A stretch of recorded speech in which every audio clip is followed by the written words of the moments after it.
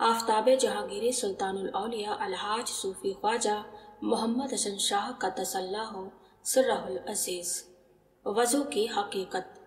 आकाई व मुर्शिदी अलहाज मियाँ सूफी अहमद हसन शाह किबला ने इरशाद फरमाया कि एक मरतबा हज़रत सुल्तानुल औलिया किबला ने हमसे इरशाद फरमाया, हमेशा बावज़ू रहा करो। हस्बे इरशाद हमने इस पर पाबंदी से अमल करना शुरू कर दिया। कुछ दिनों के बाद मुर्शिदनगर हाजिरी की सआदत मैसर हुई। जनवरी का महीना था, सख्त सर्दी का मौसम था। सर्दी की शिद्दत की वजह से बार बार पेशाब की जरूरत पेश आती थी। फरागत के बाद वजू करना जरूरी था। खास तौर पर रात में इस अमल की तकरार में भी इजाफा हो जाता था। 3-4 दिन तक हज़रत किबला हमारे इस अमल को देखते रहे। एक दिन हम वजू करके आ रहे थे कि आपने बआवाज़े बुलंद हमारा नाम लेकर पुकारा। फौरन ही हम हाजिर खिदमत होकर कदम पोश हो गए। आपने इरशाद फरमाया, अरे भाई, एक बात याद आ गई, तुम भी सुन लो। हमने तवज्जो से सुनना शुरू किया। आपने फरमाया, हमारे मुर्शिद ग्रामी सुल्तानुल आशिकीन हजरत मोहम्मद इनायत हसन शाह किबला ने इरशाद फरमाया, सूफी जी हमेशा बावजू रहना सूफी के लिए निहायत जरूरी है। तन की पाकी का मन की पाकी पर जरूर असर पड़ता है। आपके इरशाद के मुताबिक हम हमेशा बावजू रहने लगे।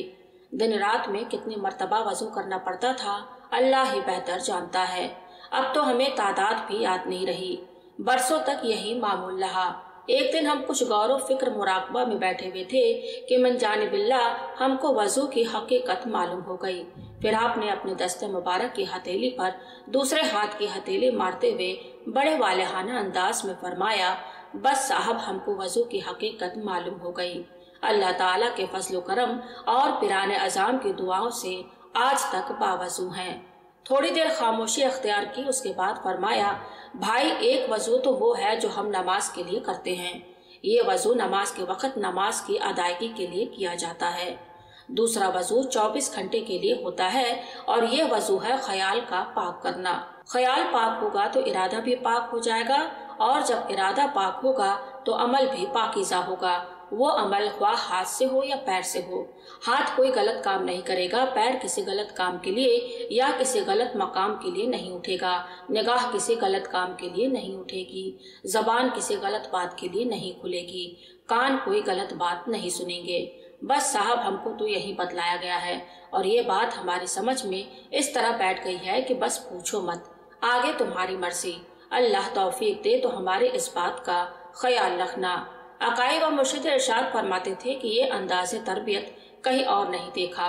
कितनी अहम बात और किस कदर आसान अंदाज में दिल में उतार दी।